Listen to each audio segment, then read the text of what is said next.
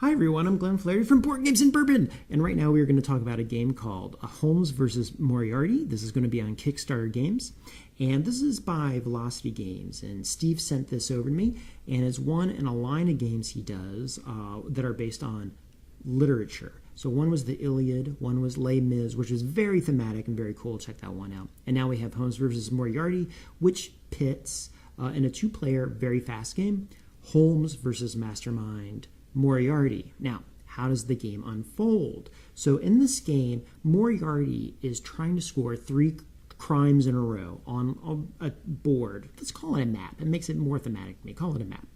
And Holmes, over the course of 5 rounds, is trying to prevent this from happening. So this is what the board looks like. This is a prototype, so bear with me, okay? Now, on this board, we have these numbers, and these numbers represent suits and just numbers. And what's happening is you're trying to win cases that allows you to place coins or markers or something on the board here, okay? I have a prototype, so I'm using coins. Now, how do you get to place your thing on the board? Okay, now what happens is you're going to get a fistful of cards. And there's 16 of these, 1 through 16, and they all have different suits. It's all jumbled up, okay? Now, typically, you're basically, kind of like Lost Cities or Battle Line. You're trying to put down cards to win.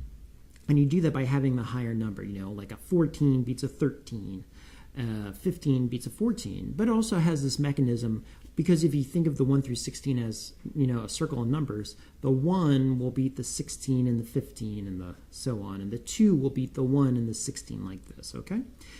Now, when we put our cards down, you're going to form 2 rows. Case 1, case 2, case 3. Case 1, you're going to put a card here, face down, so we don't know. This is called the crime card, and it will be followed by something called a clue card. The crime card is going to determine trump suit, because the ultimate victory is based on the clue card. So we put these 2 cards, we reveal, boom. Okay, I have a blue 13 and a yellow 15. Yellow 15 is higher. 15 is the trump suit, okay? Should the next 2 cards have a yellow in it, yellow will automatically be the highest suit. Boom, but we put these out. Oh, neither of these are the trump suit. So we have a 7 versus a 14. So in this case, neither is trump. 14, because we default to numbers, 14 is highest. And by the way, I made a video of how to play the game, okay? So you can watch the first 2 rounds, okay? Now, 14 will win. Now, if I am Holmes places a marker on the board on number 14, which is where the clue is. If I'm Moriarty, and let's say this was my crime row followed by my clue row, let's suppose I won, I place not where the clue card goes, I place it where the crime card is. So in other words, the first set of cards, right? You have your crime and then your clue. Moriarty scores where the crime is. Holmes is where the clue is. Now, should Moriarty win 2 out of the 3 cases per round, he gets a bonus marker on the board at the choosing of Holmes. Should he win 3, Moriarty gets 2 bonuses at the choosing of Holmes. Now, you would go shuffle again. You would do that round 2, 3, 4, 5. And what happens is each time as you play it, you discover that the strategy of how you play changes. Because in round 1, you get things on the board. Round 2, you might have won a battle, but the locations are already taken up on the board by the previous round, so you can't place anything. So now what do I do there? Am I trying to simply win so maybe I can get the bonus, or am I trying to actually get something on the board? It's very interesting that way. I've played this personally many, many times. I played it with a ton of people. Great reaction. In fact, I got to say the 2 opinions I care the most about are my buddy Will and Sam, who are just know everything about games. Love this one. Sam already wants to buy it when it gets on Kickstarter. Okay, so I got my sheet of notes here to read to you. Okay, so we have that first aspect of the game, that is the sushi go, tides of time, kind of drafting of the cards. You lay them down into your crime and clue row, and then they battle against each other, kind of like in Lost Cities or Battle Line. The crime decides the trump. The clue is what tells you if you won. And then on the board that we have here, you're laying things out kind of like tic-tac-toe, kind of like Mr. Pocket, or Mr. Jack Pocket in a way, it reminds me. Okay, so what does it boil down to? Now, in my head, most games boil down to like numbers and, this kind of thing.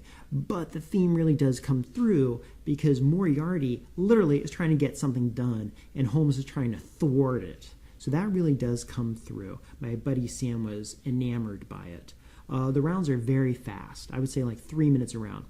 Once you really get used to how it plays and all this kind of thing, it just like that, okay? There's a few tricky rules. The tricky rules are remembering that Holmes scores the back pile, Moriarty scores the front pile, and remembering that a 1 beats a 16 and a 15, this kind of thing. But once you get past that, you're good to go. It's addictive because when you lose, you're going to see how you lost and you want to reclaim your mantle. So it's very, very easy to play 2 or 3 in a row. And there are so many tactics in this game. You might say to yourself, okay, I simply want to win and I want placement on the board. Or you might say, I want to not worry about placement. I want to have victory so I get a bonus.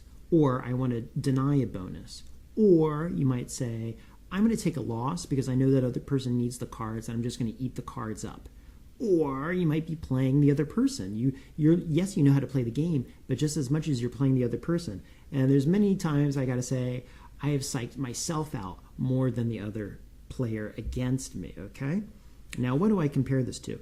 I would say this is kind of like part of a series of games that are kind of trending at the moment, which is games that are multiple layers of games. So one game it reminded me of was Rift Walker. Rift Walker was a game where you had your personal cards you were trying to win, and then there was a board where you're flipping things over, and again, you're trying to get like 3 in a row.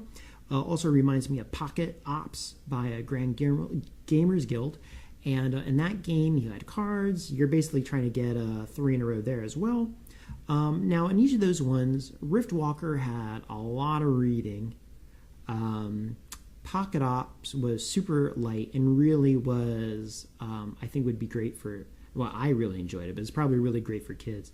This one, I think, there's not a lot of reading into it, but it's much more cerebral in a way, if I can put it that way. Okay. Also, is it a microgame? I don't know what category it falls in, but it's very fast. It's very easy to play.